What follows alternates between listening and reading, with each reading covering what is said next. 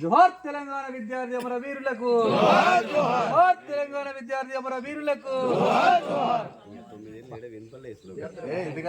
జై తెలంగాణ, జై తెలంగాణ, జై తెలంగాణ, జై తెలంగాణ. జోహార్ తెలంగాణ అమర వీరులకు, జోహార్ జోహార్. జోహార్ తెలంగాణ అమర వీరులకు, జోహార్ జోహార్. కేసీఆర్ గారి నాయకత్వం వర్ధిల్లాలి, కేసీఆర్ గారి నాయకత్వం వర్ధిల్లాలి, కేసీఆర్ గారి నాయకత్వం వర్ధిల్లాలి, కేసీఆర్ గారి నాయకత్వం వర్ధిల్లాలి.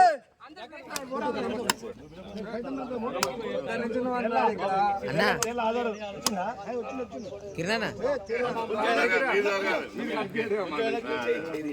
జై తెలంగాణ, జై తెలంగాణ, జై తెలంగాణ, జై తెలంగాణ. కేసీఆర్ గారి నాయకత్వం వర్ధిల్లాలి, కేసీఆర్ గారి నాయకత్వం వర్ధిల్లాలి, వర్ధిల్లాలి, కేసీఆర్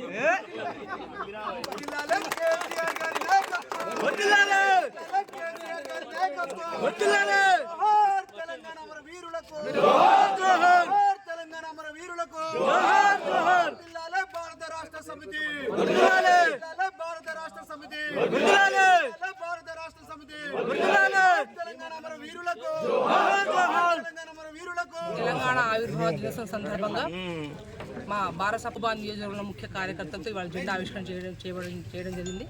ప్రత్యేకంగా మాజీ ముఖ్యమంత్రి కేసీఆర్ గారి యొక్క నాయకత్వంలో తెలంగాణలో బ్రహ్మాండంగా గత 10 ఏళ్లలో ముఖ్యమంత్రిగా వారు ఉన్నప్పుడు ప్రజల కోసం ఎన్నో సంక్షేమ కార్యక్రమాలు ప్రజల కోసం ప్రతి ఒక్కరు చేయడం జరిగింది.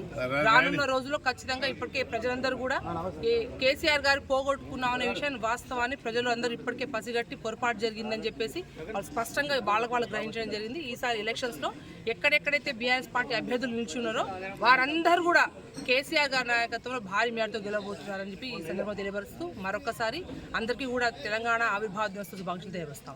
ఏప్రిల్ 27న తెలంగాణ రాష్ట్ర సమితి పార్టీ స్థాపించిన సందర్భం, ఆ సందర్భాన్ని పురస్కరించుకోవడం, తర్వాత ఎన్నికల నియమావళి ఉండడం వల్ల, ఎన్నికల కోడ్ వల్ల ఈసారి పార్టీ ప్లీనరీ జరుపుకోకపోవడంతో అన్ని జిల్లా పార్టీ కేంద్ర కార్యాలయాల్లో పతాకావిష్కరణ జిల్లా పార్టీ అధ్యక్షులు చేయాలని చెప్పని పార్టీ ఆదేశించడం జరిగింది. దాంట్లో భాగంగా మహబూబాద్ జిల్లా కేంద్రంలో మహబూబాద్ జిల్లా అధ్యక్షురాలు మాలోతు కవిత గారు పతాకావిష్కరణ చేయడం జరిగింది. పార్టీ ముఖ్య నేతలందరూ కూడా ఈ కార్యక్రమంలో పాల్గొన్నారు.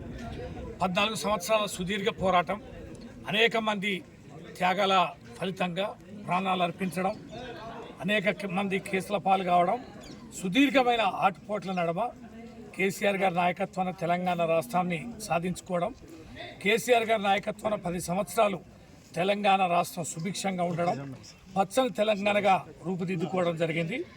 ఈ 24 సంవత్సరాల సుదీర్ఘంగా జరిగిన అనేక అనుభవాలని నెమరు వేసుకొని మరి గుర్తు చేసుకునే సుదినం ఇది. ఇలాంటి సుదినాన్ని తప్పనిసరిగా ప్రతి కార్యకర్త హృదయాల్లో సుస్థిరంగా ఏప్రిల్ 27 ఉండిపోతుంది అనడంలో ఏ రకమైన సందేహం లేదు. మాకైతే చాలా సంతృప్తి ఉంది. రాష్ట్రం కోసం పోరాటం చేశాం, తెలంగాణ రాష్ట్ర సమితి ఆధ్వర్యంలో ప్రభుత్వాన్ని ఏర్పరిచాం. తెలంగాణ రాష్ట్రానికి సంబంధించిన మౌలిక ఏవైతే అంశాలు ఉన్నాయో వాటిని పరిష్కారం చేశామనేది ప్రజల తీర్పు ఏ రకంగా ఉన్నా ఖచ్చితంగా ప్రజాక్షేత్రంలో ఉంటాం, ప్రజల పక్షాన్ని పోరాడతాం. గులాబీ జెండా ఎగురుతూనే ఉంటుంది.